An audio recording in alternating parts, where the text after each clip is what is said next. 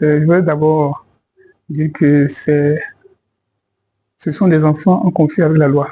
Comme on le dit ici en Côte d'Ivoire, à un moment donné, on parlait d'enfants microbes, mais le terme est inapproprié puisque un microbe est normalement à détruire, à anéantir. Donc ce sont des enfants qui ont conflit avec la loi, des enfants orphelins, des enfants de la rue, des enfants souvent qui prennent la drogue, etc. etc. Donc il faut reconnaître que c'est un peu difficile parce qu'il y a beaucoup de crimes qu'ils commettent. Il y a beaucoup d'actes qu'ils commettent qui sont considérés comme des crimes, mais ce n'est pas pour autant qu'il faut aller jusqu'à les condamner à des peines, à la peine capitale.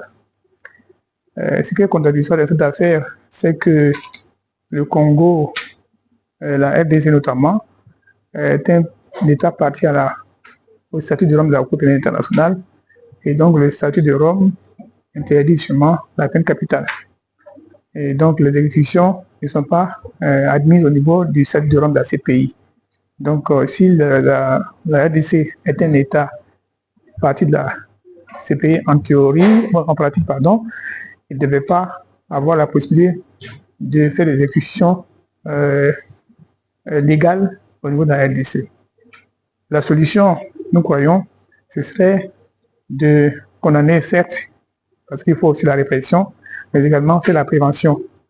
Donc, c'est faire la prévention à travers les centres d'association, à travers l'éducation aux droits humains, à travers l'enseignement de l'éducation dans les écoles, dans les centres, etc.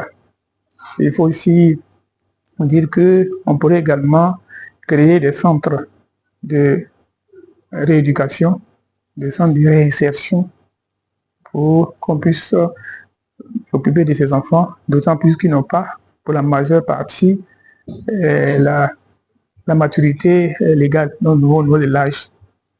Donc voilà quelques pistes que nous avons souhaité proposer par rapport à cette situation qui est vraiment déplorable.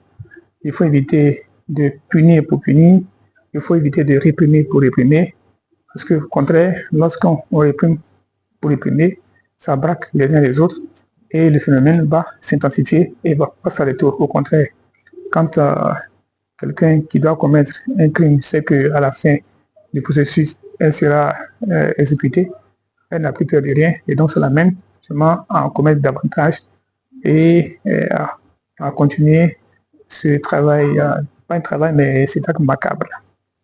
Donc pour nous, la solution, ce ne sont pas les exécutions qui se font actuellement. Il faut plutôt commuer les peines en prison peut-être à vie ou bien en lourde peine de prison. Ok. Président, quel conseil, par exemple, souhaiterez-vous donner à d'autres pays qui souhaiteraient peut-être emprunter cette même voie? C'est vrai que la question, elle est délicate. Des criminels qui vont tuer dans les églises, qui vont tuer dans les hôpitaux, etc. Mais bon, alors, quel conseil pouvez-vous donner, n'est-ce pas, à d'autres pays qui seraient tentés d'emprunter cette voie? Je voudrais dire que ce que j'ai dit tantôt, aujourd'hui, la peine de mort n'est pas la solution. Bien que ce soit une exécution qui est légale, ce n'est pas extrajudiciaire, elle est légale. Par rapport donc à la constitution de chaque pays, par rapport au code pénal et au code de procédure pénale, les uns les autres essayent d'inclure cette disposition. Mais elle peut dissuader, non, la peine, elle peut dissuader? Oui, elle peut dissuader, mais il y a tellement souvent d'erreurs judiciaires qu'il faut faire attention parce qu'il y a des moments où, malheureusement, on a exécuté certaines personnes et à la fin, on se rend compte qu'elles sont innocentes. Et imaginez-vous ces cas-là, on ne peut pas les réhabiliter, on ne peut pas les ressusciter. Et donc, par conséquent, ce serait vraiment l'irréparable qui serait pour la peine de mort, comme je l'ai dit tantôt, elle peut être légale, mais ce n'est pas pour autant qu'il faut l'appliquer. Aujourd'hui, il y a beaucoup de pays avec la tendance abolitionniste, justement. Vous voyez, quand on prend le cas des États-Unis, c'est l'un des pays où on pratique beaucoup plus la peine de mort. Mais le problème n'est pas réglé.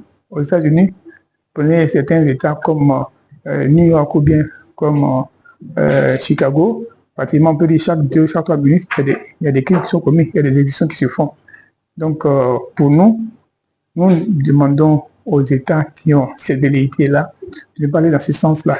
Il faut plutôt, comme nous l'avons dit, Si c'est le cas, si ça s'avérait que c'est le cas, il faut que ces personnes-là, qu'on puisse les condamner soit à vie ou alors des peines très lourdes, mais évidemment, ça peut être au niveau de la répression, mais également il faut faire la prévention, notamment comme je l'ai dit tantôt, à travers la sensibilisation, à travers l'éducation aux droits humains, à travers l'éducation aux droits humains dans les établissements, donc l'enseignement des droits humains dans les établissements, à travers la coopération pacifique, la coexistence pacifique, à travers l'inculcation des notions de paix et dans notre différentes cultures, dans nos différentes pratiques. Voilà. Donc, pour nous, ce n'est pas la solution. Il faut éviter cela. La peine de mort n'a jamais été, comme on le croit, vraiment dissuasive, comme on le dit. Tout au contraire, ça braque, ça amène les gens à se dire qu'il faut que, s'ils n'exécutent pas, si on les prend, on va les exécuter. C'est un peu ça, c'est ce qui se dit souvent. Si je tombe sur une personne que je veux commettre des crimes contre, des violations de droits humains contre cette personne, si je n'ai pas exécuté la personne et qu'on me prend, évidemment, on va m'exécuter. Donc, autant l'exécuter que de laisser la personne partir. Mais lorsque celui qui est le violateur des droits humains sait qu'elle ne sera pas exécutée, au bout du compte, elle se dit que même si on me prend, on va me mettre en prison à vie. Donc, ça peut aussi être un remède pour éviter que les uns et les autres se braquent dans ce sens-là. Donc, nous exhortons, nous encourageons et nous exhortons les États qui ont justement ces vérités-là à ne pas aller poser ce pas-là. Il faut plutôt aller à la tendance abolitionniste. Voilà. Je vais également, avant de prendre mes propos, dire merci. Merci à DDH TV qui, avec les mêmes moyens qu'ils ont, essaient de faire la promotion des droits humains, essaient de faire connaître la promotion des droits humains, essaient de faire les plaidoyers dans le cas des droits humains. Et donc, véritablement, nous souhaitons que cette télévision-là puisse vraiment être soutenue, puisse par des sponsors, par des institutions nationales et internationales et par des pays justement qui sont des pays de défenseurs des droits humains, des pays où les droits humains sont pratiqués. Donc c'est ce message que nous avons lancé et donc félicitons les responsables de l'UTV pour cette initiative vraiment qui a des retombées incommensurables qui va certainement aider nos populations à mieux connaître les droits humains, donc à pratiquer les droits humains et donc à éviter justement qu'il y ait des violations des droits humains dans nos différents États. Je vous remercie. Merci beaucoup, Président Ali. Merci. C'est moi qui vous remercie. Encore une fois.